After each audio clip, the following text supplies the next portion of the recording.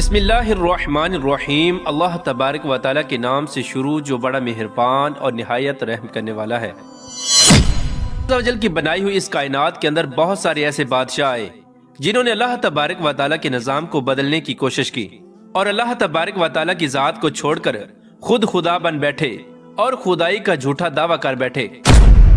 خدائی کا جھوٹا دعویٰ کرنے والے بادشاہوں میں سے ایک بادشاہ ایسا بھی تھا کہ جس کو اللہ تبارک و تعالیٰ نے پوری روئے زمین کی بادشاہت عطا فرمائی تھی۔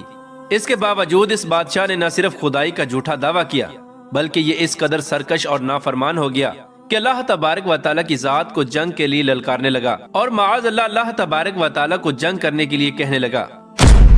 پیارے دوستو، آج کی اس ویڈیو میں ہم آپ کو بتائیں گے کہ اللہ تبارک و تعالیٰ کو جنگ کے لیے للکارنے والا بدبخت بادشاہ نمرود کون تھا، اور جب اس بدبخت بادشاہ نے اللہ تبارک و تعالیٰ کو جنگ کے لیے للکارا تو پھر اللہ تبارک و تعالیٰ نے کون سی حقیر مخلوق کے ذریعے اس کے ساتھ جنگ کی اور اس بدبخت بادشاہ کو ہلاک کر دیا اور پوری دنیا کے لیے عبرت کا نشان بنا دیا۔ پیارے دوستو، قرآن پاک کے اس عبرت ناک اور ایمان افروز واقعے کو سننے کے لیے آپ سے ہماری یہ گزارش ہے کہ ہماری اس ویڈیو کو اینڈ تک ضرور دیکھیے گا۔ پیارے دوستو، اس دنیا کی تاریخ میں 4 بادشاہ ایسے گزرے ہیں کہ جن کو اللہ تبارک و تعالیٰ نے پوری روئے زمین کی حکومت عطا فرمائی تھی۔ ان میں سے 2 بادشاہ مسلمان تھے اور 2 کافر۔ مسلمان بادشاہوں میں سے ایک کا نام حضرت ذوالقرنین علیہ السلام ہے اور دوسرے کا نام حضرت سلیمان علیہ السلام ہے کہ جن کو اللہ تبارک و تعالیٰ نے منصب نبوت پر فائز فرمایا تھا۔ اور کافر بادشاہوں میں سے ایک کا نام نمرود اور دوسرے کا نام بخت نصر تھا۔ پیارے دوستو، خدائی کا جھوٹا دعویٰ کرنے والا بادشاہ نمرود شہر بابل کا حاکم تھا۔ اس بادشاہ کا نام نمرود بن کنعان بن قوس بن سام بن نو تھا۔ پیارے دوستو، روایات میں آتا ہے کہ اللہ تبارک و تعالیٰ نے نمرود کو پوری روئے زمین پر حکومت عطا فرمائی تھی اور اس بادشاہ نے پوری روئے زمین پر 400 سال تک حکومت کی۔ یہ ایک جابر اور ظالم بادشاہ تھا اور اس کے دور کے اندر بت پرستی عام تھی۔ لوگ اللہ تبارک و تعالیٰ کی وحدانیت کو چھوڑ کر بتوں کی پوجا کیا کرتے اور نمرود کو اپنا خدا مانتے اور اس کی عبادت کیا کرتے۔ اس نمرودی دور کے اندر بت پرستی اس قدر عام تھی کہ تمام نمرودیوں نے اپنے خداؤں کے طور پر بہت سارے بت بنائے ہوئے تھے جن کی وہ لوگ پوجا کیا کرتے تھے۔ اس کے ساتھ ساتھ نمرود خود کو بھی خدا کہلواتا اور لوگوں کو اپنی پوجا کرنے کا حکم دیتا۔ اس قوم کی ہدایت کے لیے اللہ تبارک و تعالیٰ نے اپنے پیارے پیغمبر حضرت ابراہیم علیہ السلام کو مبعوث فرمایا۔ کفر و شرک اور بت پرستی کے اس دور کے اندر حضرت ابراہیم علیہ السلام وہ واحد شخص تھے جو اللہ تبارک و تعالیٰ کی وحدانیت پر ایمان رکھتے تھے اور بتوں کی بجائے اللہ تبارک و تعالیٰ کی عبادت کیا کرتے تھے۔ حضرت ابراہیم علیہ السلام نے جب اس قوم کو اللہ تبارک و تعالیٰ کی ذات کو چھوڑ کر بتوں کی پوجا کرتے ہوئے دیکھا تو حضرت ابراہیم علیہ السلام نے اس قوم کو ہدایت کی طرف بلایا اور بتوں کی پوجا کرنے کی بجائے اللہ تبارک و تعالیٰ کی عبادت کرنے کا حکم دیا۔ حضرت ابراہیم علیہ السلام نے اپنی قوم سے فرمایا کہ اللہ تبارک و تعالیٰ کی ذات ایک ہے اور ہمیں اسی کی عبادت کرنی چاہیے، لیکن یہ نمرودی قوم اپنے کفر و شرک سے باز نہ آئی اور اسی طرح بتوں کی پوجا کرتی رہی۔ ایک دن حضرت ابراہیم علیہ السلام نے اس قوم کے جھوٹے خداؤں کو اس قوم کے سامنے جھوٹا ثابت کرنے کا ارادہ کیا اور حضرت ابراہیم علیہ السلام اس مقام پر تشریف لے گئے جہاں ان کے وہ تمام بت پڑے ہوئے تھے کہ جن کی یہ لوگ پوجا کیا کرتے تھے۔ حضرت ابراہیم علیہ السلام جب اس قوم کے بت خانے میں پہنچے تو وہاں ان کے تمام بڑے بت پڑے ہوئے تھے۔ حضرت ابراہیم علیہ السلام نے ان کے تمام بتوں کو توڑ دیا اور تمام بتوں کو توڑنے کا الزام ان کے بڑے بت پر لگا دیا۔ اس کے بعد جب تمام نمرودی اپنے بت خانے میں واپس آئے تو انہوں نے اپنے بتوں کو ٹوٹا ہوا دیکھا۔ نمرودی قوم اس بات کو اچھی طرح جانتی تھی کہ ہمارے اندر صرف حضرت ابراہیم علیہ السلام ہی وہ واحد شخص ہیں جو بتوں کے خلاف باتیں کرتے ہیں اور بتوں کی بجائے اللہ تبارک و تعالیٰ کی عبادت کرنے کا حکم دیتے ہیں۔ لہٰذا جب نمرودیوں نے اپنے خداؤں کو ٹوٹا ہوا دیکھا تو وہ سمجھ گئے کہ یہ کام حضرت ابراہیم علیہ السلام کا ہے۔ چنانچہ تمام نمرودیوں نے حضرت ابراہیم علیہ السلام سے بدلہ لینے کے لیے حضرت ابراہیم علیہ السلام کو قتل کرنے کا منصوبہ بنا لیا۔ چنانچہ تمام نمرودی نمرود کے دربار میں حاضر ہوئے اور نمرود کو سارا واقعہ سنایا اور نمرود سے حضرت ابراہیم علیہ السلام کو سزا دینے کا کہا۔ اس طرح نمرود نے جب یہ بات سنی تو وہ آگ بگولا ہو گیا اور اس نے ایک مقام پر آگ جلانے کا حکم دیا۔ نمرود نے یہ حکم جاری کیا کہ ایک وسیع میدان کے اندر آگ جلائی جائے اور اس کے اندر حضرت ابراہیم علیہ السلام کو ڈال دیا جائے۔ چنانچہ نمرود کے حکم کے مطابق ایسا ہی کیا گیا۔ دور دراز سے بہت ساری لکڑیوں کو اکٹھا کیا گیا اور ایک وسیع میدان کے اندر جمع کیا گیا اور ان کے اندر آگ جلا دی گئی۔ حضرت ابراہیم علیہ السلام کو سزا دینے کے لیے جو آگ جلائی گئی تھی وہ اس قدر زیادہ تھی کہ اس کے شعلے آسمانوں کو چھو رہے تھے۔ پیار دوستو، جب نمرود کے حکم کے مطابق ایک وسیع میدان کے اندر آگ کو جلا دیا گیا تو اس کے بعد حضرت ابراہیم علیہ السلام کو اس آگ کے اندر ڈال دیا گیا۔ جیسے ہی حضرت ابراہیم علیہ السلام اس آگ کے اندر تشریف لائے تو اللہ تبارک و تعالیٰ نے فوراً آگ کو حکم دیا کہ اے آگ تو حضرت ابراہیم علیہ السلام پر ٹھنڈی اور سلامتی والی ہو جا۔ تو وہ آگ اللہ تبارک و تعالیٰ کے حکم کے مطابق حضرت ابراہیم علیہ السلام پر ٹھنڈی اور سلامتی والی ہو گئی۔ حضرت ابراہیم علیہ السلام ارشاد فرماتے ہیں کہ میں جتنے دن آگ میں رہا اتنے دن میں اللہ تبارک و تعالیٰ کے خاص فضل اور رحمت میں تھا، اور جو سکون اللہ تبارک و تعالیٰ کی طرف سے مجھے آگ کے اندر عطا کیا گیا وہ اس سے پہلے کبھی نہ تھا۔ پیار دوستو، کچھ دنوں کے بعد حضرت ابراہیم علیہ السلام اس آگ سے زندہ باہر تشریف لے آئے۔ یہ منظر دیکھ کر تمام نمرودی حیران رہ گئے، لیکن اس کے باوجود نمرود اور نمرودی قوم اللہ تبارک و تعالیٰ کی وحدانیت پر ایمان نہ لائی اور اسی طرح اپنی بت پرستی کے اندر مبتلا رہی۔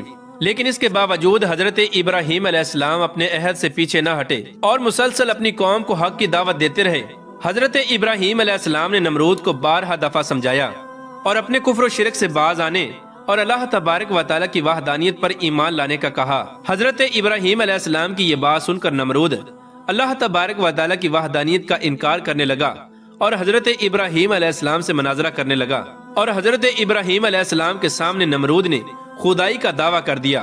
نمرود نے حضرت ابراہیم علیہ السلام سے مناظرہ کرتے ہوئے یہ سوال کیا کہ تیرا رب کون ہے؟ تو حضرت ابراہیم علیہ السلام نے ارشاد فرمایا کہ میرا رب وہ ہے جو زندگی اور موت دیتا ہے۔ یہ بات سن کر نمرود مسکرانے لگا اور حضرت ابراہیم علیہ السلام سے کہنے لگا کہ یہ تو میں بھی کر سکتا ہوں۔ چنانچہ نمرود نے تکبر کے ساتھ 2 قیدیوں کو بلایا جن کو سزائے موت ہو چکی تھی۔ ان میں سے ایک کو نمرود نے قتل کر دیا اور دوسرے کو آزاد کر دیا، اور اس طرح نمرود تکبر کے ساتھ حضرت ابراہیم علیہ السلام سے کہنے لگا کہ دیکھو میں نے ایک کو زندگی دے دی اور ایک کو موت دے دی۔ اس طرح نمرود حضرت ابراہیم علیہ السلام کے سامنے اپنے آپ کو خدا کہنے لگا اور اپنی خدائی کی باطل دلیلیں پیش کرنے لگا۔ اس کے بعد نمرود پھر حضرت ابراہیم علیہ السلام سے پوچھنے لگا کہ حقیقی خدا تو میں ہوں، بتا تیرا خدا کون ہے؟ اس کے بعد حضرت ابراہیم علیہ السلام نے نمرود کو اس کی عقل کے مطابق جواب دیا کہ میرا رب وہ ہے جو سورج کو مشرق سے طلوع کرتا ہے اور مغرب میں غروب کرتا ہے۔ اگر تو سچا خدا ہے تو سورج کو مغرب سے طلوع کر کے دکھا۔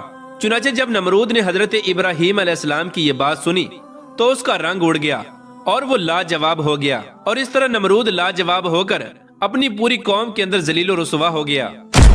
پیار دوستو، اس کے بعد بھی کئی مرتبہ حضرت ابراہیم علیہ السلام نے نمرود کو اللہ تبارک و تعالیٰ کی وحدانیت کی طرف بلایا، لیکن نمرود اپنی سرکشی سے باز نہ آیا اور اسی طرح کفر و شرک کے اندر مبتلا رہا۔ چنانچہ حضرت ابراہیم علیہ السلام کے بار بار دعوت حق دینے سے نمرود تنگ آ گیا، اور بلاخر تنگ آ کر نمرود حضرت ابراہیم علیہ السلام سے کہنے لگا کہ اگر تیرا خدا سچا ہے تو اس کو بول کہ اپنی فوج بھیجے اور میرے ساتھ جنگ کرے۔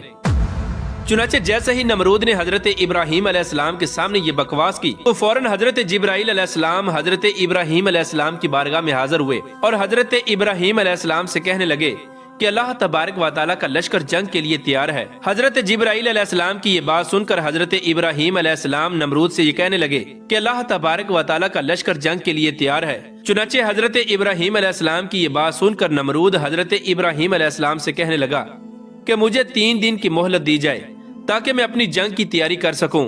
چنانچہ نمرود کو 3 دن کی مہلت دے دی گئی۔ پیارے دوستو، چونکہ نمرود کی حکومت پوری دنیا پر تھی، ان 3 دنوں کے دوران نمرود نے پوری دنیا کے بڑے بڑے جنگجوؤں کو اکٹھا کیا اور بہت سارے ہتھیاروں کو جنگ کے لیے تیار کیا۔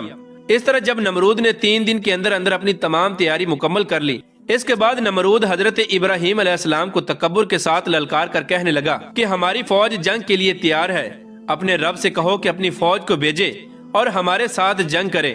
نمرود کی یہ بات سن کر حضرت ابراہیم علیہ السلام نے اللہ تبارک و تعالیٰ کی بارگاہ میں دعا کی تو اللہ تبارک و تعالیٰ نے مچھروں کی ایک فوج کو بھیجا۔ ان مچھروں کی تعداد اس قدر زیادہ تھی کہ وہ مچھر پورے آسمان پر پھیل گئے۔ اللہ تبارک و تعالیٰ نے ان مچھروں کو نمرودی فوج پر مسلط کر دیا۔ یہ مچھر اللہ تبارک و تعالیٰ کے حکم سے دیکھتے ہی دیکھتے نمرودی فوج کا گوشت کھا گئے اور ان کا خون پی گئے۔ اس وقت تمام نمرودی فوج کی ہڈیاں ہی ہڈیاں باقی رہ گئیں۔ چنانچہ اس دردناک منظر کو دیکھ کر نمرود اپنے محل کی طرف دوڑا اور اپنی بیوی کے کمرے کے اندر چھپ گیا۔ اسی دوران اللہ تبارک و تعالیٰ کے حکم سے ایک لنگڑا مچھر نمرود کے گھر میں داخل ہوا۔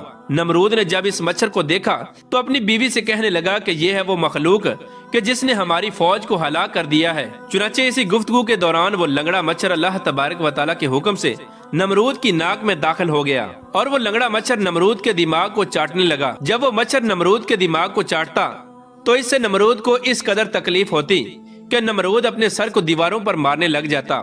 اس طرح اللہ تبارک و تعالیٰ کے حکم سے وہ لنگڑا مچھر نمرود کے دماغ میں کئی دنوں تک رہا۔ اس وقت نمرود نے اپنے محل کے اندر یہ حکم جاری کر دیا کہ جو بھی میرے محل کے اندر داخل ہو وہ پہلے نمرود کے سر پر جوتے مارے۔ اس طرح جوتے مارنے کے بعد نمرود کو کچھ دیر کے لیے آرام محسوس ہوتا، لیکن کچھ دیر بعد پھر درد محسوس ہونا شروع ہو جاتا۔ اس طرح اللہ تبارک و تعالیٰ نے نمرود کو ایک حقیر اور لنگڑے مچھر کے ذریعے سزا دی۔ نمرود اپنے سر کو سلاخوں کے ساتھ پیٹتا رہتا یہاں تک کہ اللہ تبارک و تعالیٰ نے اس کو دردناک موت عطا فرمائی اور یہ اپنے سر کو دیواروں پر مارتا مارتا ہلاک ہو گیا۔ وہ نمرود جو پوری دنیا پر حکومت کرنے والا بادشاہ تھا، اور وہ نمرود جو اللہ تبارک و تعالیٰ کو تکبر کے ساتھ جنگ کے لیے للکار رہا تھا، اس نمرود کو اللہ تبارک و تعالیٰ نے ایک حقیر اور لنگڑے مچھر کے ہاتھوں ہلاک کروایا اور پوری دنیا کے لیے عبرت کا نشان بنا کے رکھ دیا۔ بے شک اللہ تبارک و تعالیٰ ہر چیز پر قادر ہے۔